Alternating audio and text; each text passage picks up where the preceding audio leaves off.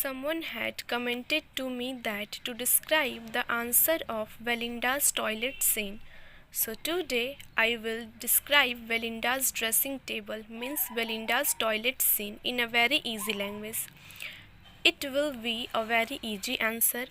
Along with this, I will also tell its Hindi meaning to you so that you can understand very well. So, first of all, I will describe a point of view of this poem, Belinda's dressing table or Belinda's toilet scene. Then I will describe the thematic significance of Belinda's toilet scene or dressing table. So, let's begin. Belinda's dressing table is a famous poem of Alexander Pope. It is also a mock heroic epic poem, which is a long poem and a part of the Rape of Lock. The poem Belinda's toilet scene is taken from the Rape of Lock, which is present as a poem. जो बेलिंडास का dressing table है या फिर उसका जो बेलिंडास का जो toilet scene है वो बहुत ही एक फेमस पोएम है एलेक्जेंडर पोप का। यह एक हीरोइक इपिक पोएम है जो कि काफ़ी लॉन्ग पोएम है एंड यह किससे लिया गया है तो the rape of the lock जो पोएम है एलेक्जेंडर पोप का उसका एक पार्ट है बेलिंडास टॉयलेट सीन और Belinda's dressing table. The Rape of the Lock is a satire which is written in mock heroic manner. The Rape of the Lock poem denotes the hypocrisy, social vanity in the 18th century aristocratic society, where the people are pretentious and there are no place for moral values. So these are depicted through the poem The Rape of the Lock. ये जो poem है rape of the lock वो एक satire poem है। Satire poem means किसी को भी funny way में उसका मजाक उड़ाना, आयरॉनिकली उसका मजाक उड़ाना। और ये जो पोएम है वो एक मोक हीरोइक मैनर में लिखा गया है। इसके अलावा ये जो पोएम है वो 18th सेंचुरी के एरिस्टोक्रेटिक जो सोसाइटी थी, एरिस्टोक्रेटिक सोसाइटीज़ मीन्स जो अपर क्लास की जो सोसाइटी थी उन लोगों के सोशल वैनिटी को, हिपोक्रेसी को दिखाया गया है कि जो अपर क्लास के लोग होते थे 18th सेंचुरी में वो केवल प्रिटेंशियस होते थे, सिर्फ दिखावे के होते थे। उनके माइंड में, उनके हार्ट में मोरल वैल्यू का कोई जगह नहीं था। वहाँ पे सिर्फ ग्रीडीनेस थी, सिर्फ दिखावापन था और अपने आप को एक हाई क्लास मानने का एक उनके दिल में, मतलब वो खुद को एक हाई सोसाइटी वाले पीपल मानते थे और मोरल वैल्यू का तो बिल्कुल धजिया उड़ा दिया था अपर क्लास वालों ने 18th सेंचुरी में। यही जो अलेक्जेंडर पोप है उन्होंने अपने poem rape of the lock के द्वारा दिखाया है। The poem rape of the lock is based on the actual incident which is happened in 1711. A aristocratic Lord Petre is cut off the lock of Mrs. Arabella Farmer, who is also belong to the same level aristocratic family. The Arabella Farmer makes a big issue and the rebellion start between both family. यहाँ पे क्या हुआ था, ये जो poem है rape of the lock वह actual incident पर बेस है, मतलब एक सच्ची घटना पर आधारित है जो कि 1711 ईस्वी में घटित हुआ था। यह घटना क्या थी तो इस इंसिडेंट में क्या हुआ था कि एक एरिस्टोक्रेटिक फैमिली से जो लॉर्ड पेट्रो बिलोंग करते थे उन्होंने मिस एराबेला फॉर्मर का लॉक को काट दिया था, जो खुद एक एरिस्टोक्रेटिक फैमिली से बिलोंग करती थी, सेम लॉर्ड पेट्रो के लेवल की फैमिली से। उन्होंने उसकी जो चोटी होती है उसको काट दिया था। मे भी उनके फ्रेंड्स में कोई शर्त लगी थी लॉर्ड पेट्रो के और इसी शर्त के आधार पर उन्होंने उसके जो एराबेला है उसके चोटी को काट दिया था, जिससे क्या हुआ जो मिस एराबेला फॉर्मर है उन्होंने इसको एक बड़ा इशू बना दिया और इसके कारण क्या हुआ दोनों फैमिली के बीच में एक रिवेलियन स्टार्ट हो गया। ये बात कोर्ट कचहरी तक पहुंच गई। इसको देखते हुए क्या हुआ था, इनके एक कॉमन फ्रेंड थे कैरोल, उन्होंने अलेक्जेंडर पॉप से जो है वो रिक्वेस्ट किया कि आप इन दोनों फैमिलियों को एक करने के लिए एक पोएम लिखिए जो कि प्लेफुल मैनर में होना चाहिए और इसीलिए उन्होंने इस पोएम को लिखा था the rape of the lock को।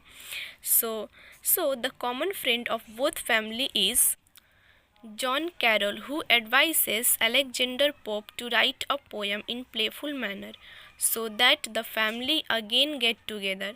That's why the Rape of Lock is written by Alexander Pope. Thus, the Arabella's role is played by Belinda. So here, that part is presented when she means Belinda is ready to go outside. Belinda sit in front of the dressing table and her maid make of her. So after getting every touch, Belinda goes more and more beautiful. तो यहाँ पे जो Arabella का role है वो Belinda play करती है, और वो उसको जो बेलिंडा है वो इस तरह से यहाँ पे उस सीन को दिखाया गया है जब जो बेलिंडा है वो बाहर जाने के लिए खुद को रेडी होती है, और जो बेलिंडा है वो अपने ड्रेसिंग टेबल के सामने बैठी हुई रहती है, और उसकी जो मेड है, जो उसकी नौकर है, उसकी जो सर्वेंट है, वो उसे मेकअप करती है, और जितना सारा उसके ऊपर प्रोडक्ट लगता है कॉस्मेटिक, वो और ज़्यादा चार्मिंग होती जाती है और मोर ब्यूटीफुल होती जाती है. The dressing table is addressing as a toilet. So the first scene is depicted the toilet scene, which is uncovered in front of the reader. Belinda's silver vase or other products are lies as a scheme, order and stylish manner. Actually, the poet writes a heroic couplet or mock epic. So he presents the procedure of Belinda's makeup like a religious worship or a war hero who is ready for fight. So Belinda is ready like a warrior by her maid. Here poet style is epical. सो जो बेलिंडास का dressing table है उसको ही toilet की तरह address किया गया है. तो यहाँ पे जो पहला सीन है वो दिखाता है बेलिंडास का टॉयलेट सीन को, जो कि रीडर्स के सामने बिल्कुल अनकवर कर दिया गया है. यहाँ पे जो बेलिंडास का सिल्वर वैस जिसमें फ्लावर रखा जाता है और जो अदर प्रोडक्ट है वो बिल्कुल एक सिस्मेटिकली ऑर्डर में सजाया हुआ रखा गया है वहाँ पर, और एकदम स्टाइलिश मैनर में रखा गया है. एक्चुअली जो यहाँ पे पोएट है वो हीरोइक कपलेट्स में लिखे हैं इस पूरे पोएम को, और मोक इपिक में लिखे हैं. इसीलिए उन्होंने जो प्रोसीजर है बेलिंडास को तैयार करने का वो बिल्कुल एक रिलीजियस वर्शिप की तरह दिखाया है, और इस तरह भी दिखाया है कि जिस तरह से जो एक हीरो है वो जिस तरह लड़ने के लिए जाता है तो उससे पहले उसे जो है आर्म से सुसज्जित किया जाता है, ठीक उसी तरह जब बेलिंडा भी बाहर जाती है तो उसे जस्ट लाइक वॉरियर की तरह ही सजाया जाता है. Belinda's head is uncovered with roped white and bent down her head towards the cosmetic power as she is going to worship the goddess. जो बेलिंडा का सिर है वो बिल्कुल एक रोप जो होता है वाइट उससे ढका हुआ है, अनकवर किया हुआ है, और वो अपने सिर को खुद के कॉस्मेटिक पावर के आगे नीचे झुकाती है जैसे कि वह एक गॉड को पूजा करने जा रही है. मतलब यहाँ पे वो खुद को एक गॉडेस मानती है और वो इस तरह से रेडी होती है जैसे कि वो किसी भगवान का पूजा करने जा रही है. And a image of heaven are is appeared in the mirror, and that is the image of Belinda, which is looked like goddess.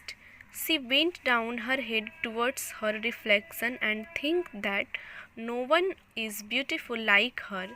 According to Belinda, the most important person in the world is she herself.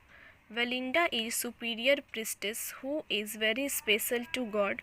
So altar is a place where the statue of God or goddess is kept. So for Belinda, her altar is her dressing table, where the cosmetics products are lies, and she is ready to go for win the attraction of young men. यहाँ पे जो एक haven का image appear होता है mirror में, और ये इमेज किसका होता है? खुद बेलिंडा का होता है, जो कि एक भगवान की तरह दिखती है, देवी की तरह दिखती है. वो अपना सिर जो है वो अपने रिफ्लेक्शन के आगे झुकाती है और वो सोचती है कि उसके जैसा खूबसूरत इस पूरे दुनिया में कोई नहीं है. बेलिंडा के अनुसार जो मोस्ट इम्पॉर्टेंट पर्सन है इस पूरी दुनिया में वो खुद है. जो बेलिंडा है वो खुद को एक सुपीरियर प्रिटेस्ट मानती है और खुद को एक स्पेशल मानती है गॉड के लिए. ऑल्टर क्या होता है? जहाँ पे देवी देवता की प्रतिमा रखकर पूजा की जाती है, उस स्थान को बोलते हैं ऑल्टर. और ये जो ऑल्टर है वो जो बेलिंडा है उसका ऑल्टर क्या है? तो उसका ड्रेसिंग टेबल है जहाँ पे सारे कॉस्मेटिक प्रोडक्ट रखे हुए हैं और जिसका यूज करके वो अट्रैक्शन का केंद्र बन रही है यंग मैन के लिए. तो उसके लिए ऑल्टर उसका ड्रेसिंग टेबल है. ये जितने सारे जो डिस्क्राइब किए हैं पोएट ने, वो उसका ड्रेसिंग टेबल और टॉयलेट सीन को डिस्क्राइब किए हैं कि वो किस किस तरह से जो कॉस्मेटिक्स है और जो कॉस्मिक्स पावर है उसको कंपैरिजन करके उन्होंने यहाँ पे बहुत ही एक ब्यूटीफुली मैनर में डिस्क्राइब किया है। For Belinda there are no place of moral value, she is only conscious about her beauty. Belinda's pride and appreciation movement is that time when the outer people praises her beauty. When her maid opens the box of treasure, means beauty products like necklace, so they look just like a heavenly power appear. And Belinda's maid curiously chooses the beauty products so that Belinda look like princess. There are many shades of eyesight and she thinks which is more suitable on her face. Her maid is try to decorate Belinda by glittering products. So Belinda के लिए moral value का कोई महत्व नहीं था, कोई जगह नहीं था। वो सिर्फ अपने ब्यूटी को लेकर के कॉन्शियस थी और उसी के प्रति ज़्यादा ध्यान देती थी। जो बेलिंडा है उसके लिए सबसे प्राइड और एप्रिसिएशन मोमेंट उस वक्त होता था जब बाहर के लोग उसकी खूबसूरती की तारीफ़ करते थे। उसकी जो मेड है जैसे ही वो ट्रीज़र को ओपन करती है, ट्रीज़र के बॉक्स को, मीन्स उसका जो ब्यूटी प्रोडक्ट जिसमें रखा जाता है उस बॉक्स को जब ओपन करती है जिसमें नेकलेस, आई शेडो और चीज़ रहती है कॉम, वो ऐसा लगता है जैसे खोलती है तो कि एक हेवनली पावर अपीयर हुआ है, चारों तरफ से लाइटनिंग होती रहती है। और जो बेलिंडा की मेड है वो बहुत ही क्यूरियसली मैनर में उस ब्यूटी प्रोडक्ट में से सबसे अच्छा प्रोडक्ट चूज़ करती है, आई शेडो कौन सा लगाएं जो उस बेलिंडा के फेस पे जो है काफ़ी अच्छा लगेगा। इस तरह से उसको डेकोरेट करने के लिए बेलिंडा को वह तरह तरह के ग्लिटरिंग प्रोडक्ट को निकालती है जिससे कि वो काफ़ी खूबसूरत लग सके। There are many boxes on her toilet means dressing table. India's jewel in the one box and another box, मतलब वहाँ पे तरह तरह के कॉस्मेटिक प्रोडक्ट उसके ड्रेसिंग टेबल पे रखे हुए हैं, उसके टॉयलेट टेबल पे रखे हुए हैं। वहाँ पे एक इंडिया का ज्वेलरी भी था जो एक बॉक्स में रखा गया था। तो दूसरे बॉक्स में There are present the perfume of Arabia. The comb of Belinda is made of tortoise and elephant ivory. There are many pins in the shining row. The puff, powders, patches, Bibles, and also love letter lies together. This statement denotes the moral confusion and also present hollowness world. There are no difference between cosmic power and cosmetic power. सो यहाँ पे उसके जो dining table है जो उसके dressing table है उसको काफ़ी खूबसूरत वे में पोएट ने यहाँ पे दिखाया है। वहाँ पे इंडिया का प्रोडक्ट है, इंडिया के द्वारा बनाया गया कॉस्मेटिक प्रोडक्ट है, अरेबिया के द्वारा बनाया गया कॉस्मेटिक प्रोडक्ट है जिसमें वो एक परफ्यूम यहाँ पे रखा हुआ है जो कि काफ़ी वो काफ़ी ज़्यादा सुगंधित है। इसके अलावा जो बेलिंडा का कॉम्ब है वो टॉर्टोइज़ और एलिफेंट आइवरी से मिलकर के बना हुआ है जो कि काफ़ी शाइनिंग कर रहा है। वहाँ पे कई तरह के पिन रखे हुए हैं रॉ बना करके, वो भी काफ़ी लाइटनिंग कर रहे हैं। उसका जो पफ है, जो उसका पाउडर है, पैचेस है और बाइबल का जो बुक है, उसके साथ साथ जो लव लेटर वो भी एक साथ रखा गया है। ये स्टेटमेंट्स दिखाता है कि वहाँ पे मोरल कन्फ्यूज़न है, मोरल का कोई वैल्यू ही नहीं है क्योंकि लव लेटर के साथ बाइबल बुक जो कि एक धार्मिक बुक है उसको रखा गया है। सो यहाँ पे जो पोएट है वो हॉलोनेस वर्ल्ड को प्रेजेंट करते हैं इस स्टेटमेंट के द्वारा और ये भी दिखाते हैं कि वहाँ पे कॉस्मिक पावर और कॉस्मेटिक पावर में कोई अंतर नहीं है, रिलीजियस पावर का कोई वहाँ पे इम्पोर्टेंस नहीं है। इसीलिए वो 18th सेंचुरी का जो सोसाइटी है उसको हॉलोनेस बताते हैं और हिपोक्रेसी सोसाइटी बताते हैं जहाँ पे लोग सिर्फ प्रिटेंशियस और अपने ब्यूटी को लेकर के कॉन्शियस रहते हैं, ना कि रिलीजियस मैटर में। As warrior ready for war with arms, Belinda is ready as a same way before going to bar or outer world. By using the cosmetic products, Belinda's look grace and her smile awakens every grace. Her eyes are lightning, shuffles are help to ready the Belinda, but the praising goes to her maid because no one knows about the work of self. सो यहाँ पे जो Belinda है वो बिल्कुल एक warrior की तरह ready हो रही है अपने बार में जाने के लिए या फिर आउटर वर्ल्ड में जाने के लिए। जिस तरह से एक योद्धा जो है वो वॉर में जाने से पहले रेडी होता है अपने आर्म्स के द्वारा। यहाँ पे वो जो कॉस्मेटिक प्रोडक्ट का यूज़ करके वो काफ़ी चार्मफुल दिख रही है और जो उसका स्माइल है वो भी काफ़ी ग्रेसफुल दिख रहा है। उसकी जो आंखें हैं वो लाइटनिंग कर रही है। जो सिल्फ है वो उसको रेडी करने में काफ़ी उसका हेल्प करती है, लेकिन ये बात किसी को नहीं पता है कि सिल्फ जो है वो उसको तैयार करने में हेल्प कर रही है, जबकि सारा क्रेडिट उसके मेड को जाता है। यहाँ पे जो सिल्फ है वो एक सुपर नेचुरल पावर है जो उसे रेडी करने में हेल्प करती है। और इस सीन को जो पोएट उन्होंने काफ़ी ब्यूटीफुली वे में डिस्क्राइब किया है। Thus, we can say that the poem is an excerpt from Pope's The Rape of the Lock.